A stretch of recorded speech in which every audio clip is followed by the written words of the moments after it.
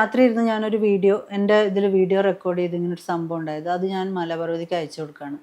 മലപർവ്വതിയാണ് അത് ഫേസ്ബുക്ക് പേജിൽ പോസ്റ്റ് ചെയ്യുന്നതും അങ്ങനെ അതൊരു ന്യൂസായിട്ട് മാറുന്നത്. അതേപോലെ തന്നെ ആ ന്യൂസ് വന്ന സമയത്ത് അതിന്റെ അടിയിൽ കമന്റ്സ് കണ്ടു, ഞങ്ങൾക്കും സമാനമായിട്ടുള്ള ഇഷ്യൂസ് ഉണ്ടായിട്ടുണ്ട് എന്ന്.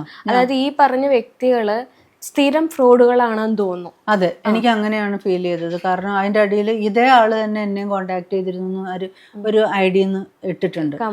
അപ്പൊ അങ്ങനെയാണെങ്കിൽ ഒരുപക്ഷെ പൈസ പോയിട്ടുള്ള ആൾക്കാർ റെസ്പോണ്ട് ചെയ്യാത്തതാവാം നാണക്കേട് കാരണം. അപ്പോൾ ഞാൻ പക്ഷെ ഈ 2-3 കാരണങ്ങളാണ് എന്നെ ബ്ലോക്ക് ചെയ്യിപ്പിച്ചത്. ആദ്യം ഞാനും എക്സൈറ്റഡ് ആയിരുന്നു. ആരും എക്സൈറ്റഡ് ഇത്രയും വലിയ രജനി സാറിന്റെ കൂടെ അഭിനയിക്കാൻ പറ്റുകയെന്ന് പറഞ്ഞാൽ അതൊരു ചെറിയ റോളാണെങ്കിൽ പോലും, ഒരു പാസിംഗ് ഷോട്ട് ആണെങ്കിൽ പോലും വളരെ അഭിമാനത്തോടു കൂടി ചെയ്യാൻ തയ്യാറുള്ള ഒരാളാണ് ഞാൻ. ആ ഒരു എക്സൈറ്റ്മെന്റിലാണ് ഇത്രയും വേഷം കിട്ടിയത്, വീഡിയോ കോളിനൊക്കെ നിന്ന് കൊടുത്തത്.